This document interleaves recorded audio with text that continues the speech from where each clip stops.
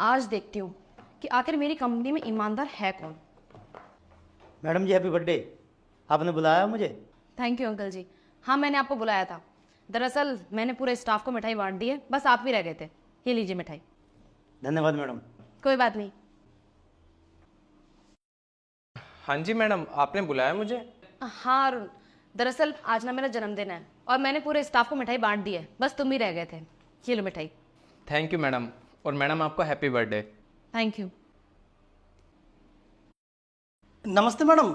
हाँ जी मैडम, बुलाया आपने मुझे? हाँ सचिन, मैंने पूरे स्टाफ में मिठाई के डब्बे बांट दिए हैं, लास्ट तुम ही रह गए हो। ये लो। मैडम धन्यवाद आपका बहुत बहुत, और मेरी तरफ से आपको happy birthday. Thank you so much. ठीक है मैडम, चलता हूँ मैं। नमस्ते। नमस्ते। आज पता चल जाएगा कि कंपनी के अंदर ईमानदार है कौन। जो भी मुझे पैसे लाकर देगा वही इस कंपनी के अंदर रहेगा, और जो पैसे लाकर नहीं देगा उसे मैं इस कंपनी से बाहर निकाल दूंगी। मैडम जी इतनी पैसे वाली हैं तब भी 1 किलो मिठाई का डिब्बा दिया है। अरे उनका जन्मदिन है, कम से कम एक जोड़ी कपड़े कुछ पैसे रख के दे देती। खैर कोई बात नहीं, मुझे बहुत जोर की भूख लगी है। देखो सर मिठाई डिब्बे में कैसी मिठाई है। अरे इसमें इतने सारे पैसे। सही है यार, अपने तो मज़े आ गए। लगता है मैडम ने मिठाई के डिब्बे की जगह पैसा वाला डिब्बा दे दिया। अब मुझे क्या लेना, घर जाके मौज करूँगा। आज पहली बार मैडम ने मिठाई का डब्बा दिया है। वैसे भी मुझे मिठाई तो इतनी पसंद है, एक पीस निकाल के खा ही लेता हूँ। कोई महंगी मिठाई होगी। अरे 50,000 रुपये! लगता है मैडम ने धोखे से ये डब्बा मुझे दे दिया है, शायद किसी और को देने वाली होंगी। सही है, अब जब ये डब्बा मुझे दे ही दिया है तो क्यों ना इन पैसों को मैं ही रख लूँ। मेरे तो आज मज़े आ गए। मैडम जी की है ना बहुत गलत बात है। अपने जन्मदिन वाले दिन सबको 1-1 किलो का मिठाई का डब्बा दे दिया और मुझे ये आधी किलो का। मुझे तो ऐसा लग रहा है मिठाई भी अलग होगी, मुझे अलग दी होगी, सस्ती वाली। देखो तो सही एक बार। अरे पैसे, ये तो 1 लाख रुपए। मुझे ऐसा लग रहा है मैडम ने गलती से है ना पैसों वाला डब्बा मुझे दे दिया है। ये डब्बा है ना किसी और को देना होगा। एक काम करता हूँ, जाके है ना ये डब्बा मैडम को लौटा देता हूँ, क्योंकि अगर ये डब्बा मैंने रख लिया तो ये बहुत गलत हो जाएगा, और गलत काम का अंजाम है ना हमेशा गलत ही होता है। इंसान के अंदर ईमानदारी होनी चाहिए, और वैसे भी भगवान है ना सब देखता है कौन इंसान गलत है और कौन सही। अब जाके लौटा देता हूँ, इसी में मेरी भलाई है। मैडम जी आपसे कुछ बात करनी है मुझे। हाँ बोलो। मैडम जी आपने जो मुझे ये मिठाई का डब्बा दिया है ना, इसमें ना मिठाई नहीं है, इसमें तो पैसे हैं।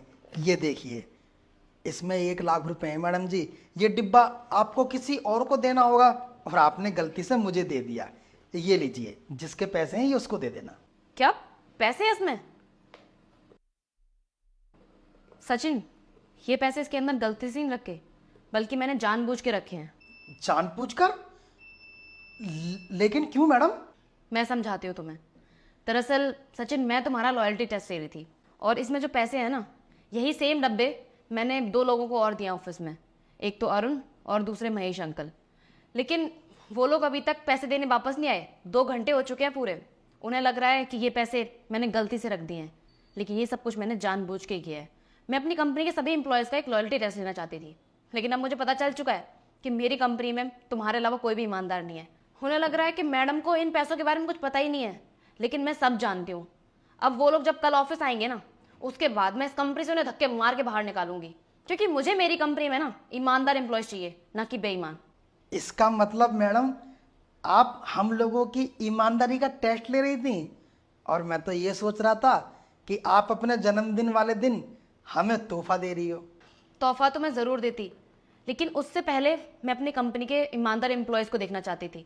जो लोग ईमानदार थे वो लोग आ गए, और जो लोग ईमानदार नहीं थे वो लोग यहाँ तक आए ही नहीं। खैर छोड़ो, मैंने पहले ही सोचा था कि जो मुझे मेरी कंपनी में ईमानदार एम्प्लॉय मिलेगा ना, उसे गिफ्ट में मैं ये सोने की रिंग दूंगी। ये लो, ये तुम्हारे लिए। मैडम बहुत बहुत धन्यवाद आपका। आपने अपने जन्मदिन वाले दिन मुझे इतना अच्छा तोहफा दिया, सच में मुझे बहुत खुशी हुई।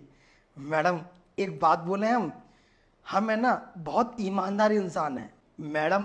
हम आपके यहाँ पिछले 3 सालों से ये झाड़ू पोछे का काम कर रहे हैं, लेकिन हमने कभी बेईमानी करने की नहीं सोची। 2 रोटी मैडम कम मिल जाए हमें, लेकिन हम कभी ये नहीं सोचते कि दूसरे का फ़ायदा उठाकर अपना फ़ायदा करने की सोचें। पता नहीं मैडम आजकल के लोग कैसे होते हैं जो चंद पैसों के लिए अपनी ईमानदारी को ख़राब कर लेते हैं, लेकिन हमने कभी ऐसा ना सोचा था और ना मैडम कभी ऐसा सोचेंगे, क्योंकि मैडम हम ऊपर वाले से डरते हैं। अगर ऊपर वाले ने हमारे नसीब में 50 करोड़ भी लिखा होगा ना और हम ईमानदारी से रहेंगे तो वो पैसा भी हमें ज़रूर मिलेगा।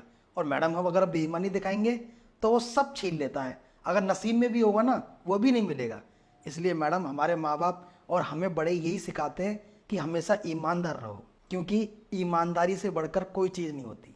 वाकई सचिन, तुम्हारी सोच ना बहुत अच्छी है, और अगर अपनी लाइफ में तुम ऐसे ईमानदार रहे तो एक दिन बहुत आगे जाओगे।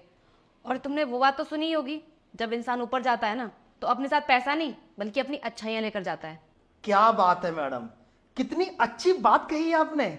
लेकिन इस दुनिया में लोग इस बात को कहीं समझते हैं। अगर जिस दिन ये बात समझ में आ गई ना सबको, तो इस दुनिया का है ना उद्धार हो जाएगा मैडम। बिल्कुल, अब लोग नहीं समझते हैं तो हम लोग क्या कर सकते हैं।